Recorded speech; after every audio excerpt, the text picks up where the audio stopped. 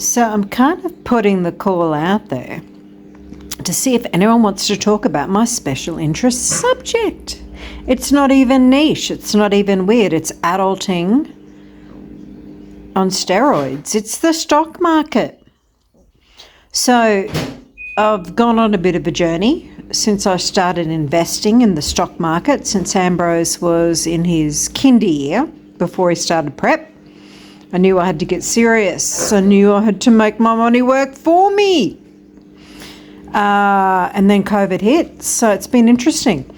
I started out, and this is even before Chatty, before AI, before you could get sort of advice, and before I really understood that it's all on YouTube anyway. So 6.5 years ago, I just thought, right, what do I know about humanity? What's happening sociologically, baby boomers, all that stuff. And I sort of went fairly broad in my investments across the categories, which wasn't wrong. But then COVID hit and everyone got a bit conservative, and so I too sold a lot of things. Some of them were great guns. They would have been 10 baggers by now, maybe not 5. So I'm learning all these new terms, right? So I'm learning that there's this sort of stacking system, right? Do you know this if you're into shares?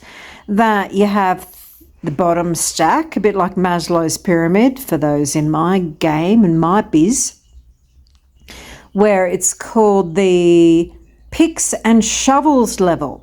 So that means, all right, you might have your fancy technology, but who's going to build it?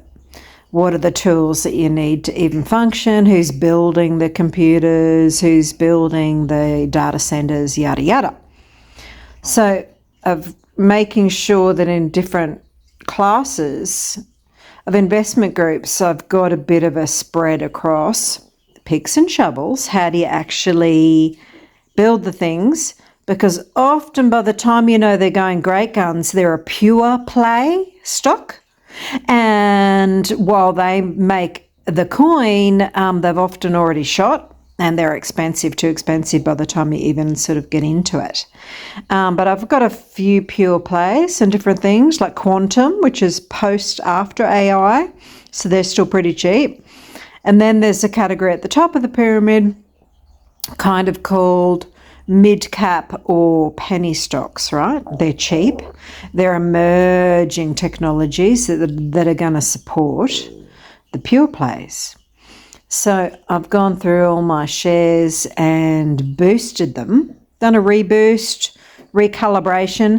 I've taken some of the profits off the companies that I've been sitting on that have gone gangbusters, well, at least over 5%, 500% profit. Just taken a little bit off the top, like 20%, 25% and reinvested in some of these sort of starter firms that are high speculative, high growth, high risk.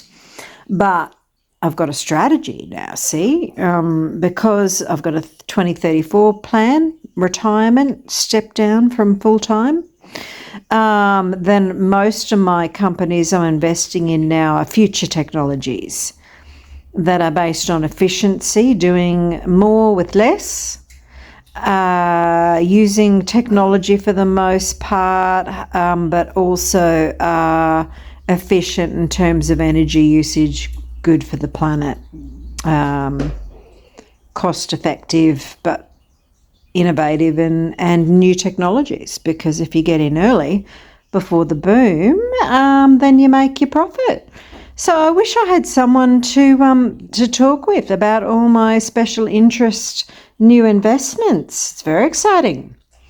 So we're out of conservative mode, we're out of COVID, knuckle down and just have like 6 companies, and we're just scattering now.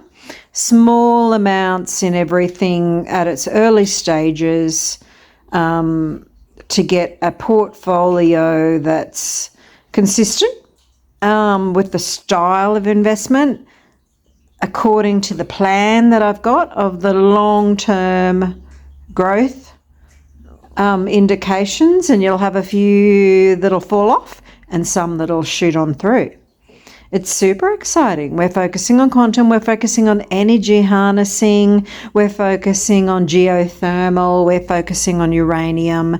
We've got a couple of little med techs going through clinical trials, and we've certainly got information security, so tech security. So all the advancements, well, everyone's going to want to hack it, so we need to buy into companies that are going to stop the meltdown, the fraud, the attacks, the cyber attacks. Oh my gosh, who wants to join me? It's so fun.